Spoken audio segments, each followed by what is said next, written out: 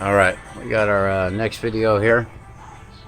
Got the C channel pieces ready to go. We went ahead and marked out with marker the line we're going to cut, and I'm going to use a plasma cutter this time. You could even use up to a Sawzall or a cutoff wheel, pretty much anything, but the plasma is going to work. The metal will actually be behind this bracket. And what we got going is put it in right there, and I've got these special stands for lifts anyway. Kind of pick and choose the way you actually want to do this. With these stands, I set them on the purchase for the spring, and just kind of set them level, not really pushing up, not really sagging. That way the frame stays in a good position, or it doesn't bend it downward or upward in the back. And I think we're good to go with leaving the air shocks in. Other than that, I'll give you a pause for a second, and we'll keep going. Alright, back to it. I went ahead and plasma cut.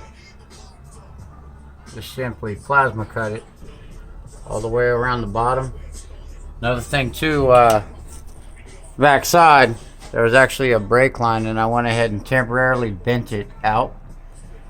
This side had a wiring that I moved, and we're gonna go ahead and hit this side next.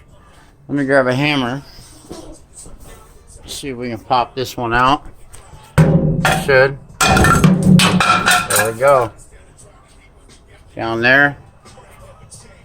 That should be good to go. I'm going to give the edges a grind real quick around there. Make it a little flatter.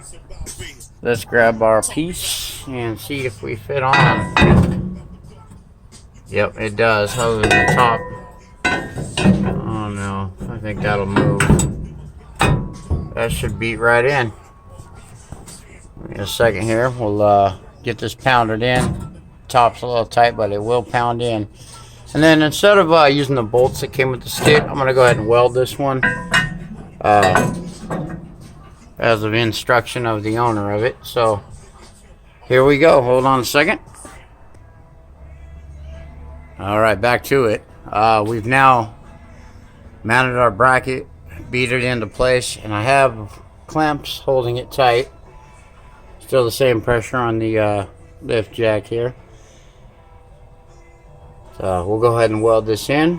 I'm going to pause this again for a brief second. Alright, back to it here. We've welded all this. I actually wasn't going to use bolts on it, but I did here and here. Couldn't get the a piece right here to suck to the frame completely without putting a few bolts in it, and I wanted a nice tight fit. So there you are. There's our next piece, and we actually got a bump stop that bolts in here, but we'll do that last. So I'm going to go ahead and weld around the bottom sides now, and I'm going to also fill any holes there with a good weld too. I want this thing as stout and stiff as possible. And from the back side, I hit my head one more time, of course. That's what it looks like. Compared to this side, which does not have it yet, but we are about to cut it out and do this side right now as well too.